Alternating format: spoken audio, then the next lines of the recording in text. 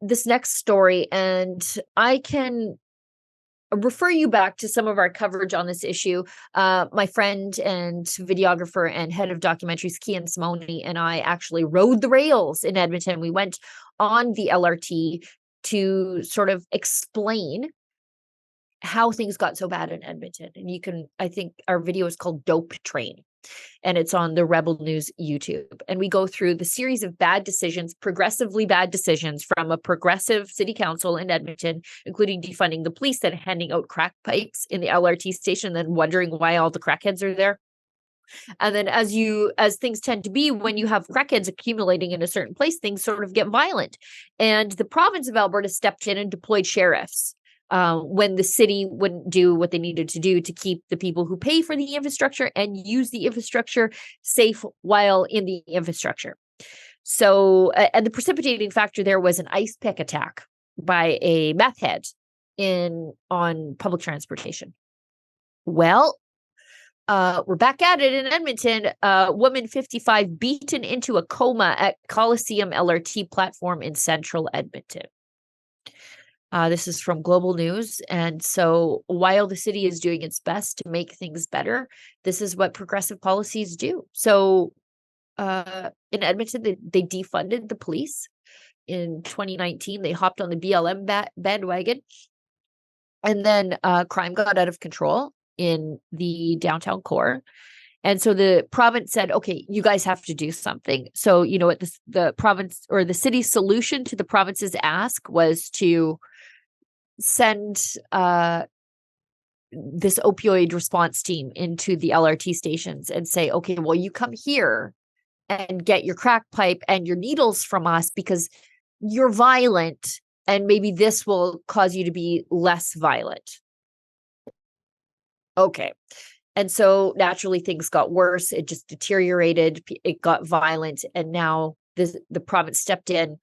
They've also opened up drug treatment beds. We have a zero tolerance approach to violent drug addicts here in this province. And now we're playing catch up. But while we play catch up, people are still in danger. And this hangs squarely on the neck of Edmonton City Council and Justin Trudeau's former Natural Resources Minister, Amarjeet Sohi, who is the mayor in Edmonton now. So this is what's happening. The lady's in a coma now, 55 years old. And two 12-year-old girls beat her and assaulted her to the point of unconsciousness. It's crazy.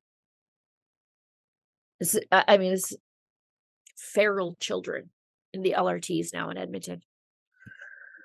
Anyway, let's keep going. I talked about the story about how we're bracing for $16,000 in grocery bills next year as for a family of 4. I'm a family of 5, sometimes 7. What's that going to mean for me? In Toronto, police are actually saying something about their progressive city council, kneecapping them. And Toronto police are blaming the force's slow response time on Mayor Olivia Chow.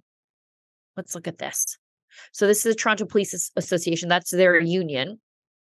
People have been calling 911 in Toronto lately, and they've been shocked to find themselves waiting on hold for multiple minutes. And the city is blaming dispatchers and a lack of dispatchers and ambulances, and the people clogging up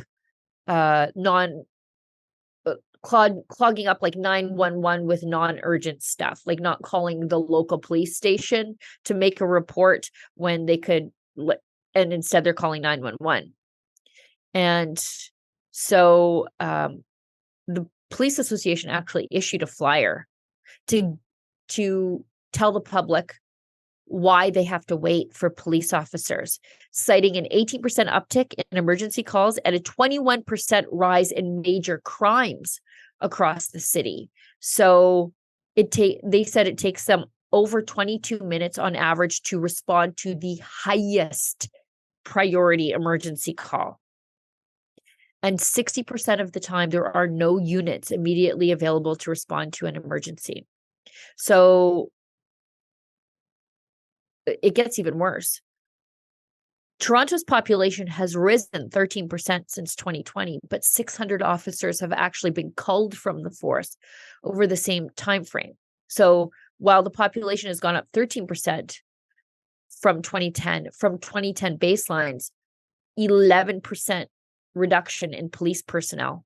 So they are underfunded, understaffed, and crime is out of control in the city.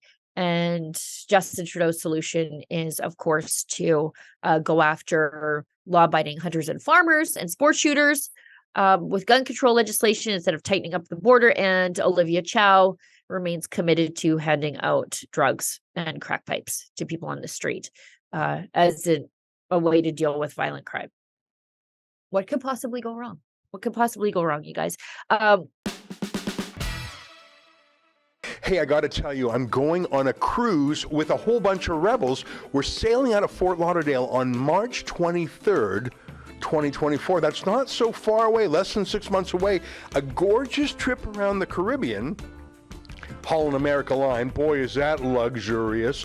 And we're going to bring some of our favorite rebel talent. Sheila Gunn Reid, David Menzies, and can you believe it? We're actually bringing Tamara Leach with us, and you are invited. That's rebelnewscruise.com.